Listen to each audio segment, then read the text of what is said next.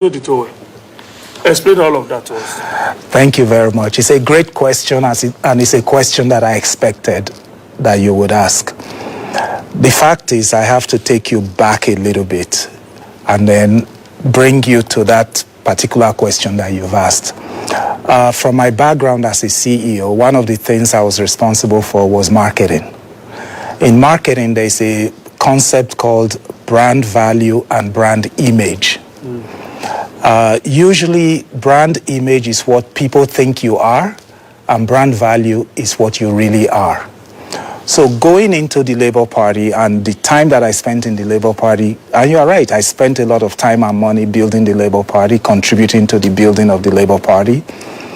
And I went in because I was convinced that the value system in the party was consistent with my own personal value system. That is the brand image of the party, a party that is honest, wants to win elections, is looking to transform the state and the country, and so on and so forth. But it is very different when you are on the inside.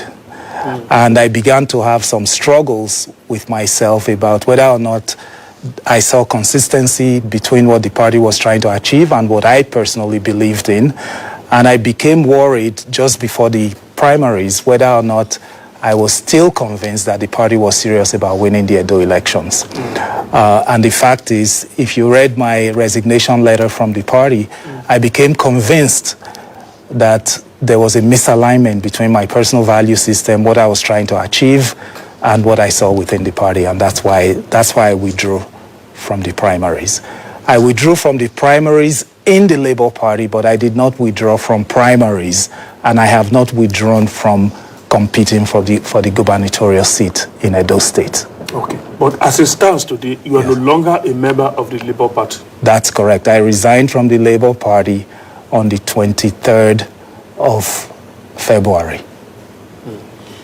What about the huge amounts that you pay to obtain nomination for an expression of interest form? Expression of interest form, 5 million naira. Yes. Nomination form, 25 million naira. That's correct. Together, that's 30 million naira. Huge. Yes. Have you been refunded? And even bigger when you talk of the fact that it's something that I earned myself. Not free money. Not free money. No, that's huge. The fact is that my belief is that when you are committed to something, you do what it takes to get it done. The reason I'm in this race is because I believe that Edo people should not have the type of suffering that they are having. I believe that they should have a much better life than they do, and I believe that I'm in a position to solve that problem. So as a result, I'm in the race. I am fortunate. I've had a good life. I've had opportunities that have put me in a position to be able to afford that money, and I have paid the money.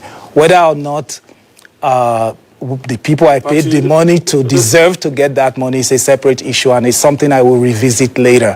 Right now, my focus is to win the gubernatorial race in Edo State, so I will not allow those types of things to distract me from that. Always come back to that. Yes, and my wife is asking me to explain how did you use our money. I hope it wasn't. Was the support of that? Yeah, I hope it wasn't the children's school fees. But that's huge, 30 billion naira. It is huge. Is there a clause at all anywhere in the process leading up to that point that in case you want to pull out before voting starts, that this is what will happen and all of that? Were those things spelled out? Or it will be forfeited to the party? These are things we hope to go and test, maybe probably in court subsequently? As I indicated, I'm committed to fighting to win this race for the sake of my people, the Edo people. And my focus was not whether or not I will withdraw. I wasn't expecting to withdraw. I withdrew based on the information that became available to me. You cited undue influence of money. Yes. You cited attempts to manipulate the process by who now? Party leaders, party elders?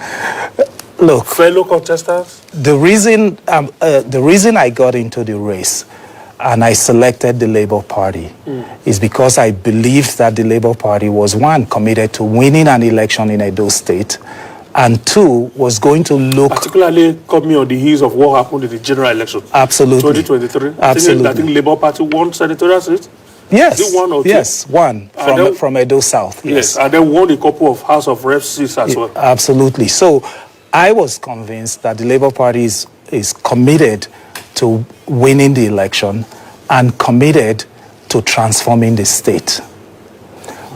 On the inside, especially a few days close to the primaries, I became convinced that the Labour Party in Edo State is committed to other things that I cited and not necessarily committed to presenting the best candidate. That was why I withdrew. And there were about 34 of you in that race as at that time. Yes. Yeah. Now, speaking of 34, what's actually quite interesting is that our strategy was very different from everybody else's strategy. We focused on understanding what it takes to win a nomination. We prepared before we declared. And I was actually the 34th aspirant that declared that I was running. And in a matter of 3.5 weeks, I went from 34th to arguably the first. And then we drew just before the primary. So if you were that close to nicking it, why would you not, at least for that period, maybe bottled up your grievances, go through the process, pick the ticket, and then come back and fight those smaller battles? I wouldn't say there were grievances. I would say there were fundamental differences that have to do with my personal value system and the value system that I saw within the party. Okay. I'm in the race to win the election and to transform the state. I'm not in the race just to get a nomination from the Labour Party. I will still get a nomination from somewhere else. I will still compete for the gubernatorial seat, and I'm convinced, my team and I are convinced that we will win the election in September and we will transform the Edo State for the betterment of the Edo people. To me, that's what's important. I'll bring you back to that issue. That is your belief that you will still win the race, even now that people don't know the direction you are heading. Yes. I'm going to get to... They know I'm going to PUP Culture to prepare. But PUP Culture is not a political party. It's just your own philosophy.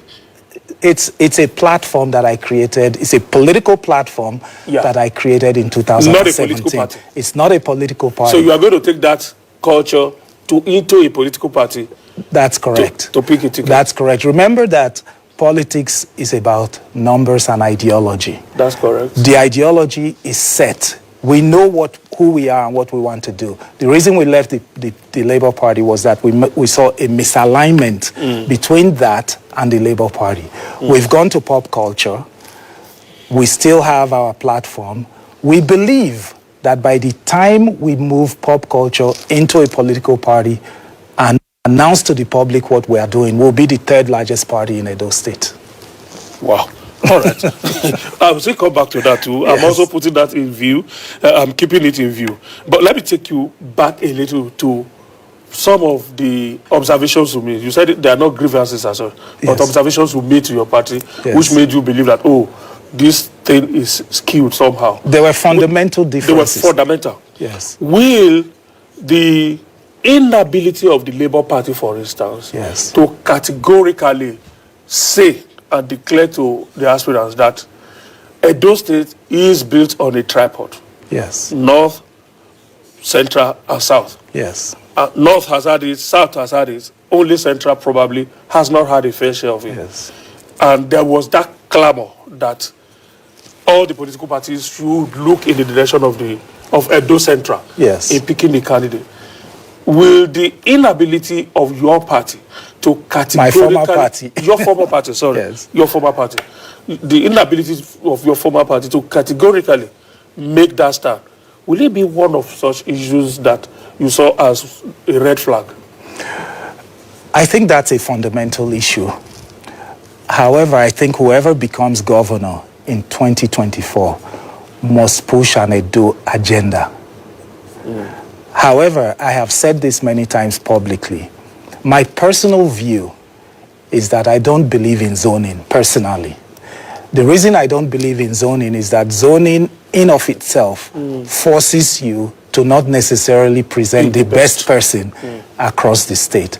However, as a former corporate executive, both domestically and globally, I believe in sanctity of contracts. A contract was reached by 3 senatorial districts in 1999. That contract was each one will have their turn. Since Edo Central has not had its turn, and everybody else has benefited from the contract, from a contractual perspective, I personally believe that it should go to Edo Central. However, once Edo Central has had its turn, or if Edo Central does not have the ability to produce a candidate that has capacity to win or govern, then you negotiate. But since that is not the case, I think that it's wrong for the Labour Party to have gone in the direction that it went to. But that is the least of the problems in the Labour Party as far as I'm concerned. There are legal issues within the Labour Party, there are ideological issues, there are other issues. And I will predict right here on this program that the Labour Party will not win the election in 2024. What would that be the reason? The Labour Party in the last 2 years has already created a platform, has a large followership, although we also hear that there are rumors after the primaries. Yes. That a lot of people are dissatisfied that even the national chairman has become the most unpopular politician in Edo State and all of that. Are those the reasons why you think the Labour Party will not make a headway? It's a party that has large followership, particularly from the youth. The Labour Party had a tremendous opportunity in Edo State. Unfortunately, as an analyst and as a political scientist, most people don't know this about me. They think of me primarily from the economic and business perspective because that's what they know. Yeah. But I studied political science. I'm a political science undergraduate person. I was number one in my faculty in political science. Yeah. From a political standpoint, the party's inability to unify itself and to ideologically prepare for the election, the party is going to unravel and implode and will not win this election. The election ultimately is going to be between one of the two parties and a third force that will emerge, and that third force is not going to be the Labour Party. Will the inability of the Labour Party to give vent to that quest for social justice and political justice by picking a candidate from Edo Central, would that be one of the factors that may likely be counterproductive? That's a huge issue. But I think that will it have political consequences? Yes, definitely. I think that I look at that as an outcome of the issues that are manifesting itself within the party itself. The party is perceived from the outside as a party that is highly democratic, more democratic than any other party. However, inside the party is actually authoritarian and not democratic. So such a party, when you look at the variance between brand image and brand value, it never works. Even a company, when the gap between brand image and brand value becomes too wide, customers run away. And for a party, when the difference between brand image and brand value becomes too wide, leadership will break off, membership will break off. I predict that before the Edo elections, the Labour Party will become the 4th largest party in Edo State, not the 3rd largest. The 4th? The 4th largest party in Edo State. Moving from number 1 to number 4.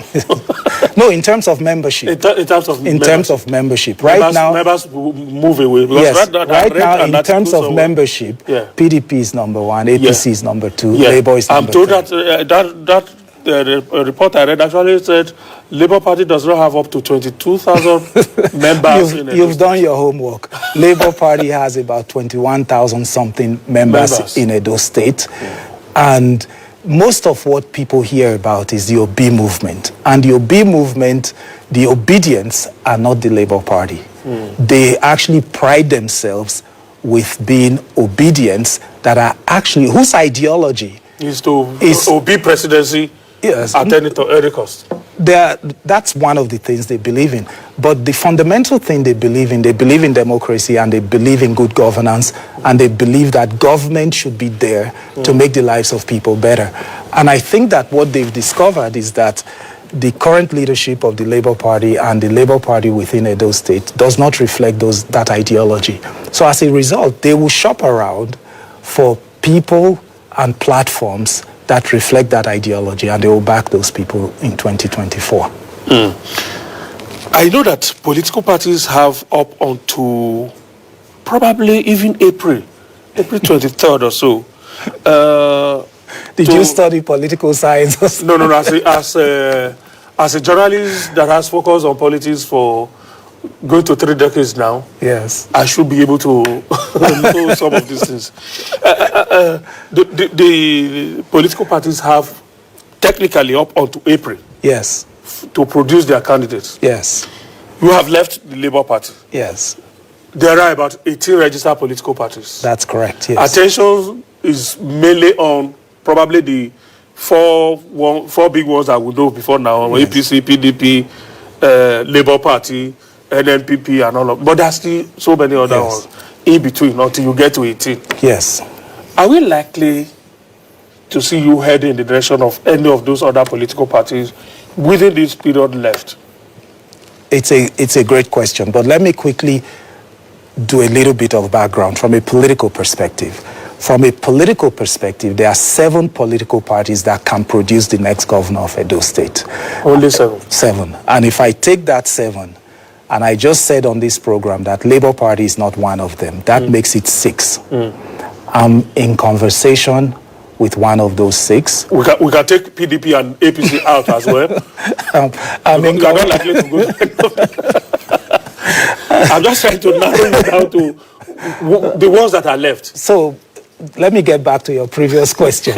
Your previous question about timing, which is a great question, by the way.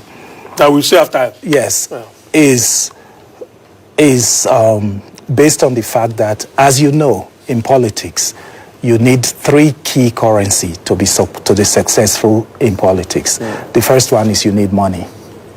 The second one is... you have that? We have that.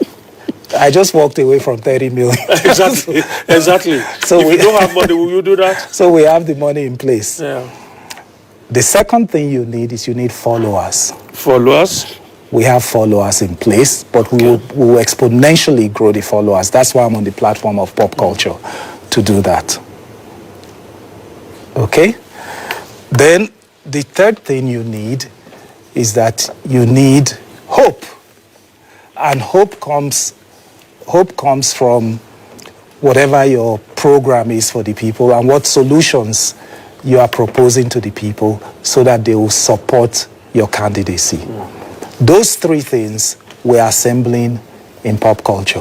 Wherever I end up, we're building a coalition in PUP Culture.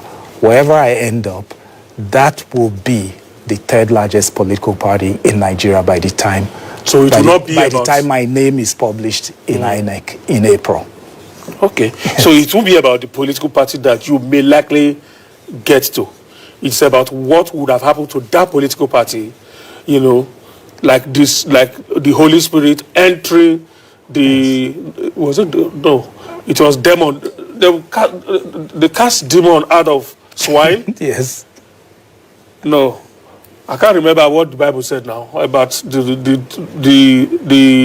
spirit that entered the swine, and then they ran and entered the sea and they perished. That's correct. But in this case, it is PUP that is going to enter a political party. Absolutely. And then we will not recognize that party again. Absolutely. Because what the party will bring will bring the legitimacy that the Constitution and the Electoral Act requires. PUP Culture will bring the money and the followership and the coalition into it. And it will be the 3rd largest political family in Edo State by the time. Something like when Obi entered Labour Party, and Labour Party has not been the same again. Absolutely. The other thing the other thing I'm sure you know is that political elections are won through coalitions anyway. Exactly, alliances. Yeah, they are won through coalitions. So we are building a coalition By the way, PUP Culture was established in 2017. So PUP Culture in of itself already has a lot of people in there.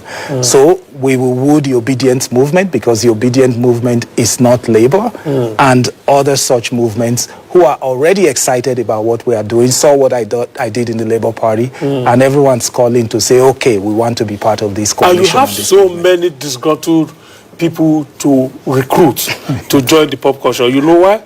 The APC primaries wasn't that crisis-free. I thought you said you are not a political scientist. Evidently, you are. The APC primaries isn't crisis-free. So there are still plenty of disgruntled elements to recruit from there. PDP, the same thing. Labour Party now, the same thing. Yes. So if these three political parties are losing members or are going to lose members because of the way they have conducted their primaries, so there are a lot of potential members of the PUP Culture. They are not even potential. They are in discussions with us already. Let's talk about PUP Culture then. I know PUP Culture is an acronym. Yes. Lead us into what PUP Culture means. PUP means peace, unity, and prosperity. P is peace. Yes. Unity. L is what? PUP. The other P is prosperity. Prosperity. Okay. And this takes me back to why I went to Labour Party in the first place. If you look at what the Labour Party says it stands for, it says peace, unity, and progress. So ideologically, I thought we were 100% aligned.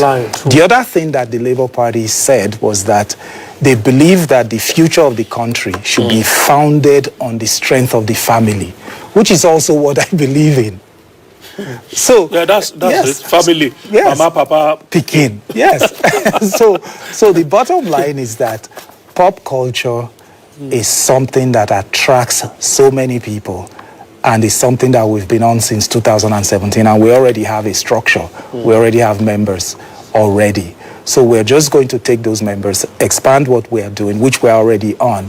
And I'm telling you, by the time my name is uploaded to INEC in April, this movement will be the third largest. That because it would then mean that you've crossed all the T's, dotted all the I's. I'm an analyst. I've done all that. So tell us, why are you falling shy of telling us, as they say it in Nigerian politics, where the destination is for Tom Iseghohi?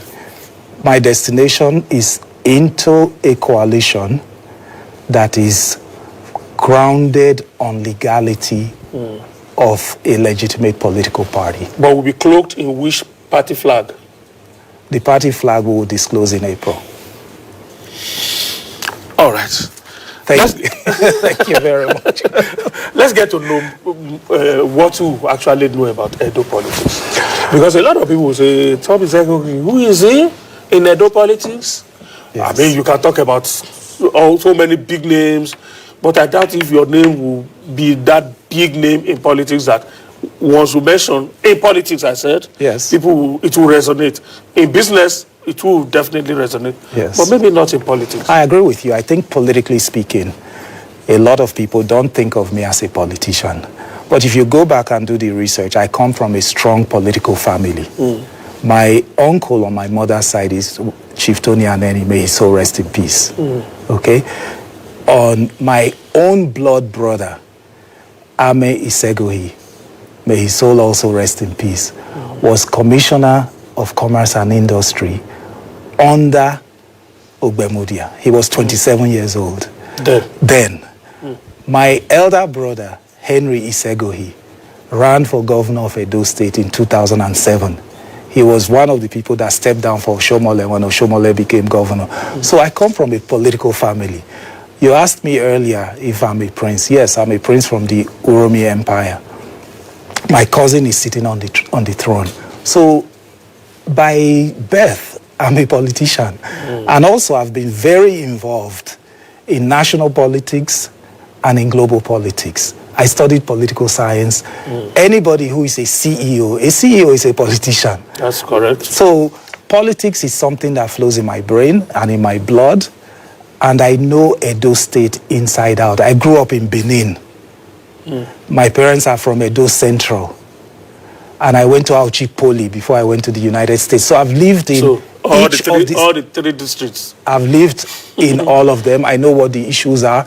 And I know what the fundamental advantages are of Edo State and how to leverage those things for the betterment of the people. Okay, now we're getting to that stage. Yes. But let's start that stage by doing, first of all, a critical analysis of what we think is wrong with Edo State as it is. Yes. Does this say that if it's not broken, Yes. why fix it? Yes. Is Edo State broken? Politically, economically, socially? Yes. Edo State... And developmentally as well. Yes. Is it broken? Edo State, to me, is missing some fundamental and foundational things that are required for development. The first thing is security. There is a fundamental lack of security and rule of law in Edo State. It's one of the first... Security? Yes. It's one of the first things I'm going to attack. The second thing that is broken is that transportation and logistics is completely broken. Then last but not least, there's no money.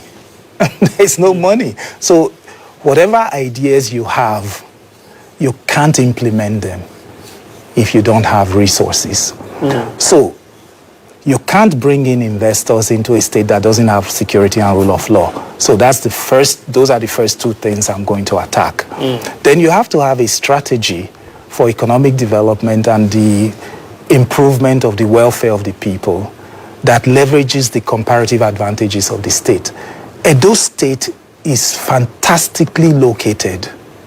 Edo State should be a logistics hub for the country. I'm going to immediately transform Edo State into a logistics hub. Logistics is a job spinner. Let's take Singapore, for example. Singapore has 5 million residents. Edo State has 5 million residents. Singapore... So it's the size of a country? Yes, it's the size of a country. Singapore is... has 750,000 square kilometers. We have of land. We have 75,000 square kilometers. We are 10 times the size of Singapore. And Singapore has nothing. They don't have solid minerals. They don't have gas. They don't have crude. They don't have crude. They don't have all of these things. They don't have an annuity, money that just comes to them every month from somewhere. They don't have all these things. Edo State has all these things. Singapore has two things, location and smart people. Edo State has very smart people, and we have the best location. We are closer to Europe than Singapore. So, if you transform Edo State, something else, do you know, although they are 10% our size, they don't have what we have. The GDP per capita in Singapore is $74,000. Our GDP per capita is $2,000 in Edo State. So, once we transform Edo State to a logistics hub, why is that important? Because Nigeria is a trading economy. Because Nigeria is a trading economy, it means that about 70% of our GDP is logistics. So if you are a logistics hub, even if it's 30% of the GDP you capture through that logistics infrastructure and development that you do, Edo State will be tremendously wealthy. We can then focus on education and healthcare and those other things that the people are clamoring for. So what areas of logistics are you to focus on? Land, air, seaport, where? Or I'm just trying to connect. Edo State, of course, is connecting the west yes. with the east. And the north. The south. And the north. And the north, actually. Yes, and the north. Yeah. It's a great question. So the fact is you have to start from what you already have. What we already have is we have a great location. We have an airport that we should focus more on cargo. And then we have Cocoa Port, which is just down the street from Benin. 35, 40-minute drive from Benin. What we don't have is we don't have highways to evacuate the goods. So that port that is 35 minutes to Benin is owned by the federal government. So we simply do a joint venture with the federal government to develop the port and to begin to use it. And by the way, it's probably the best port in Nigeria. It has naturally 14-foot drafts. Wow. So huge ships can come there. Okay? So if we transform that port into a major port, then the question is, how do you make the money? You make the money by evacuating those goods to the major trading centers in Nigeria. Onitsha, Lagos, Kano, Maiduguri. Of course, you use Abuja as a hub. All of those places are places where Edo State can have bonded warehouses. Once you do that, then you create tremendous jobs. But you're going to have another obstacle. What's that obstacle? The federal highways. Yeah. Again, what stops us from collaborating with the federal government to fix the federal highways? Nothing. You can fix them, toll them in collaboration with the federal government. And take your money back. And take your money back. And with all of that, Edo State will thrive tremendously. There's also another hidden asset that we have as a state. In 2022, $26 billion was sent to Nigeria by Nigerians in the diaspora. Nigerians... 22 billion. 26 billion. 26. Out of that 26 billion, about 8 billion of it came from Edo State people. Of course, Edo State started Jackpot long. The Jackpot syndrome probably started from Edo State long ago. There you go. When Nigeria and Nigerians didn't know what it means to Jackpot to Italy that time. Yes. Started long ago there. Once you make Edo State investment friendly, and those people have confidence in governance and rule of law. Of course, that's what those funds become investment funds. And there's so much you can do with the combination of those two things in Edo State. The man that you hope to take over from, yes, Governor Obaseki, spoke so much about how he was going to turn diaspora funds to... I'm just trying to use his exact word, but liquid cash, yes, to grow Edo State. Yes. We haven't seen much of that. Again, issue of foreign direct investment too was one that he was at the first tenure. He was always abroad signing one MOU or the other. Yes. Personally, I also haven't seen how much transformation that has brought to Edo State. Let me say. So how is yours going to be different? Or you have better friends abroad than he? So let me say the following. This will be the 42nd year that I've had a presence in the United States. So I am highly connected in the United States. I'm highly connected around the world because I've run global organizations. These are people I went to school with as a small boy. So they are my friends, they are my relatives, so to speak, adopted relatives. But that's just one side of the equation. So you talked about the current governor. From a strategic perspective, his strategy was the right strategy. So however, you know, there is strategy, there is implementation, and there is success of the strategy. And a lot of different things go into that. I encourage you, go and research my background. You will find out that everything I have done throughout my career has always been successful, because it takes more than you alone to get those things to be successful. You also have to have the ability to implement them successfully and also bring other people to assist you with it. So these are things that I've successfully done in the past, and that will not be an issue. Again, even if the current governor tried his best, if there's no rule of law and there's no security, nobody is going to bring investment. That's why I said those two things are foundational to the future of the state. Security largely has been left to the federal government, yes, to contend with. Are you going to change the narratives when and if you become Edo State governor, since you see security as top on the table among the problems that are hindering the state's march forward? Security is a local problem, and security is actually driven by intelligence. And intelligence comes from the village and the guy next door and so on and so forth. So we must collaborate with the federal government. And we must be able to revive our own security architecture within the state. Yeah. And we have the right people on board to assist us with that. And I believe the security of the state will be enhanced tremendously. Yeah. Okay. I don't know. Are they asking us for a break? Not yet? Or we've got past that level? Okay. We should just continue. Then I think we even have up to 10 minutes more. So. Thank you. All right. Let's shift attention to where the campaign starts. Yes. What will be the key points of your campaign? Edo State has a large youthful population. Yes. A lot of people are saying the future of any country now should be human capital. Of course. What's your program on that line? Human capital development. Human capital development is fundamental.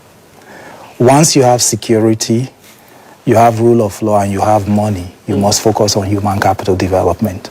However, as a country, which includes Edo State, we have not done a very good job on human capital development. So unfortunately, we have this huge population of people that you have to push toward vocational training. And it's also one of the reasons why logistics is important. So we are going to develop logistics and the agro-allied industry. And then we are going to invest heavily in vocational training for that huge population that missed the formal education aspects that is required for human capacity development. We will then push all of those into employment in logistics as well as agro-allied. And then we'll go down to the 13-year-olds. And at that level, we'll stratify them into those that are going to be politicians, those that are going to be business people, those that are going to work in social services, and start from there to develop them. In just 4 years, you've transformed your human capacity development. In addition to that, one of the hidden jewels we have is the fact that we have young people that are technology savvy. So one of the key things I'm going to do is develop technology hubs that have broadband internet. We will also then bring jobs, distance jobs from Europe and the United States, so that right there in Edo State, our young people will be working for the likes of Google, Microsoft, and earning dollars in Nigeria. The ability to do that comes down to the strength of your relationships outside to get the contracts, and your strength of relationships to actually bring the right people to train these people and certify them. All of those we have the capacity to do. So if you look at the three key economic anchors that we're going to deploy to develop the economy, increase the GDP, we're going to focus on logistics, which takes care of our share of the Nigerian economy. We are going to focus on the agro-allied industry, which gives us a comparative advantage because of the huge arable land that we have in Edo State.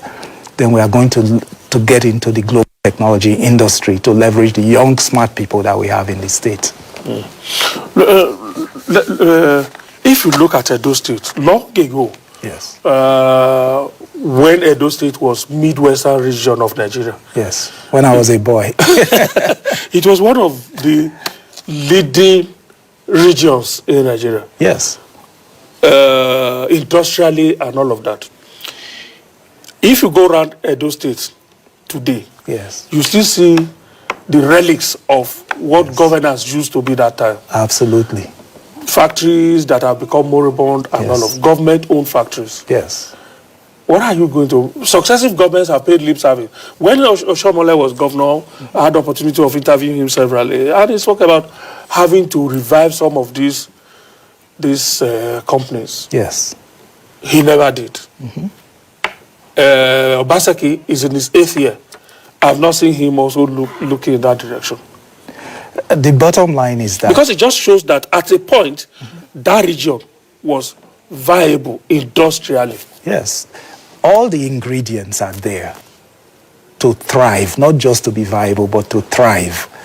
The first thing we're going to do is take a look at all of those assets. Some are not redeemable. If they are not redeemable, we will accept that they are not redeemable and unwind them. Some are redeemable. The ones that are redeemable, as I said earlier, you are going to need capital, and you are going to need technical capability, and you are going to need people to run them. Those people are going to have to be trained. All of these things are part of the strategy that we have. We will create new industries, but those new industries, as I said, will be focused on those 3 areas that I told you about, but they will not be government run. However, government will provide the enabling environment to ensure that the private sector will be interested in doing those things. All right. Let's talk a little briefly about Nigeria, and then we'll come back and edit again on Edo State. Sure.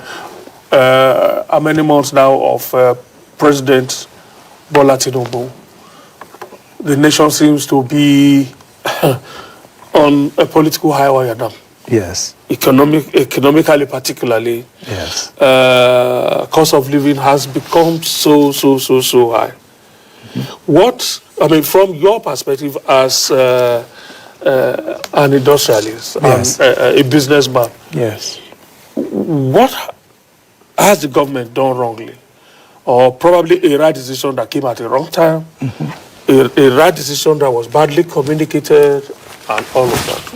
Can you do a quick analysis of the government in a few minutes? I will start by not talking about the government, but by talking about transformation. You may or may not know that my background is in transformation, which is usually when you see me in a company, it means that something has gone wrong and I'm there to fix it. Yes. Anyway. So let me use somebody as a benchmark. I don't know if you've heard of someone called Carly Fiorina. You may have heard of her. She's the former CEO of Hewlett Packard, HP. Okay. She ran She ran for president of the United States and lost badly in the Republican Party. She ended up being fired from HP. Let me tell you something. Transformation is tough business. The people who even invite you to help them transform will get tired because all the problems other people created, they will mount them on your head. And the solutions are difficult to implement and will initially create hardship. So if you understand that transformation is difficult, the people will hate you for trying to fix it and so on and so forth.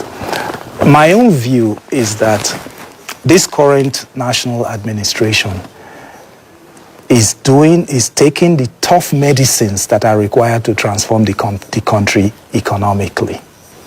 And people are not going to like that. They're in a different party, I should be criticizing them.